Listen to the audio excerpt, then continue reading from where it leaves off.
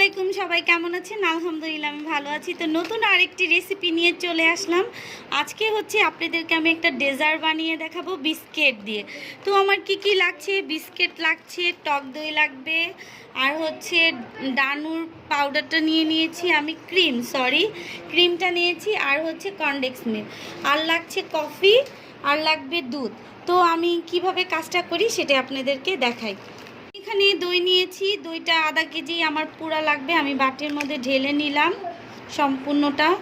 তো আমি এখন এই দইয়ের মধ্যে হচ্ছে কনডেন্স মিল্ক দিয়ে দিব প্রায় অর্ধেকের মতো, আর কনডেন্স মিল্ক দিয়ে দিচ্ছি হাফ পরিমাণ লাগছে আমার কনডেন্স মিল্ক। এই ডেজার্টটা না খেতে অবশ্যই দারুণ মজা হয়, অবশ্যই আপনারা ট্রাই করবেন। তো আমি হাফের চেয়ে একটু বেশি দিয়ে দিলাম, আর হচ্ছে দিয়ে দিচ্ছি এই ক্রিমটা। এটা ডানুর, আসলে এটাই হচ্ছে ভালো, বেস্ট। তো সবগুলো উপকরণ আমি এখন সুন্দর করে মিশিয়ে নিব। হচ্ছে দুধের মধ্যে এই তো মিনি 2 প্যাকেট কফি দিয়ে দিচ্ছি, তাহলে খেতে দারুণ মজা হয়, তাই এভাবে। আর দুধটা হচ্ছে হালকা কুসুম গরম হলেই চলবে, আর যে কোনো দুধ হলেই চলবে।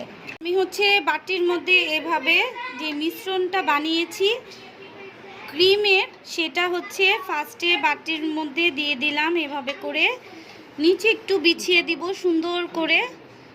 আপনারা চেষ্টা করবেন যে এরকম ধরনের বাটি নিতে, তাহলে সুন্দর হয়। তো এভাবে করে আমি বিছিয়ে নিই। বিস্কিটটা হচ্ছে আমি দুধ আর যে কফি দিয়ে যেই লেয়ারটা তৈরি করেছি সেটার মধ্যে এভাবে বিস্কিটটা চুবিয়ে নিয়ে এভাবে করে সব একটা ফার্স্টের লেয়ারটা আমি দিয়ে দিলাম। এখন হচ্ছে আমি এভাবে উপর দিয়ে আবার হচ্ছে ক্রিম দিয়ে দিব।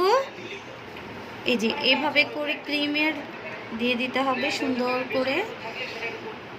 আমার ডেজার্টটা হয়ে গেল। তো আপনাদের কার কাছে কেমন লাগলো অবশ্যই জানাবেন, আর অবশ্যই আপনারা বাসায় ট্রাই করবেন।